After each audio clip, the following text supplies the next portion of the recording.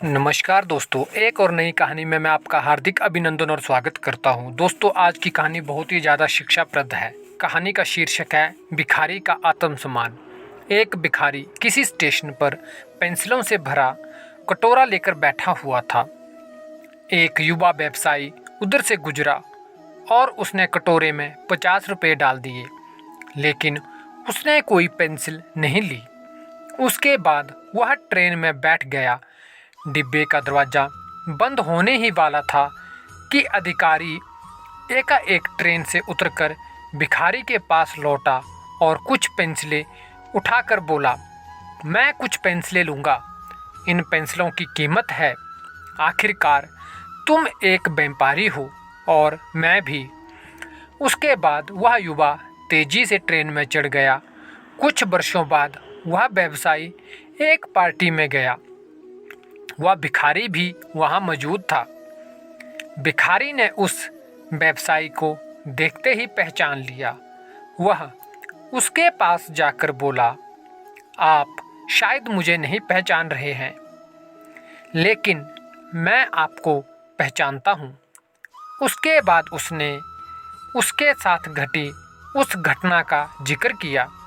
व्यवसायी ने कहा, तुम्हारे याद दिलाने पर मुझे याद आ रहा है कि तुम भीख मांग रहे थे, लेकिन तुम यहाँ सूट और टाई में क्या कर रहे हो?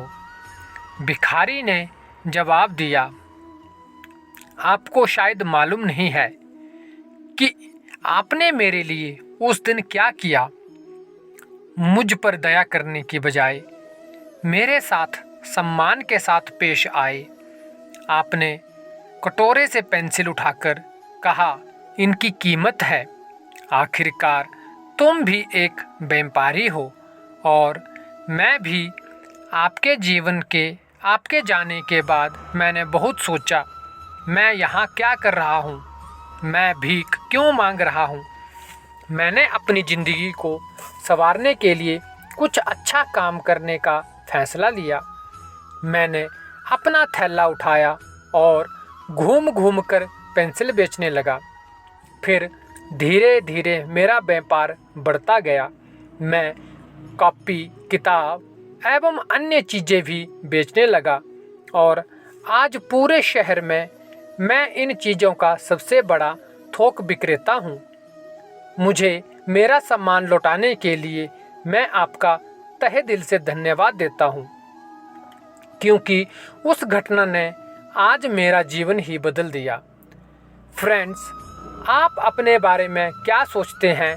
खुद के लिए आप क्या राय स्वयं पर जाहिर करते हैं? क्या आप अपने आप को ठीक तरह से समझ पाते हैं? इन सारी चीज़ों को ही हम इनडायरेक्ट रूप से आत्मसम्मान कहते हैं। दूसरे लोग हमारे बारे में क्या सोचते हैं, ये बातें उतनी मायने नहीं रखती हैं, या कहें तो कुछ भी मायने नहीं रखती। लेकिन आप अपने बारे में क्या राय जाहिर करते हैं, क्या सोचते हैं, ये बात बहुत ही ज़्यादा मायने रखती है। लेकिन एक बात तय है कि हम अपने बारे में जो भी सोचते हैं उसका एहसास जाने अनजाने में दूसरों को भी करा ही देते हैं, और इसमें कोई भी शक नहीं कि इसी कारण की वजह से दूसरे लोग भी हमारे साथ उसी ढंग से पेश आते हैं। याद रखें कि आत्मसम्मान की वजह से ही हमारे अंदर प्रेरणा पैदा होती है, या कहें तो हम आत्म प्रेरित होते हैं। इसलिए आवश्यक है कि हम अपने बारे में एक श्रेष्ठ राय बनाएं और आत्मसम्मान से पूर्ण जीवन जिएं। दोस्तों, अगर आपको कहानी पसंद आई हो तो आप इसको लाइक और चैनल को सब्सक्राइब जरूर से करें। आपका दिन शुभ हो।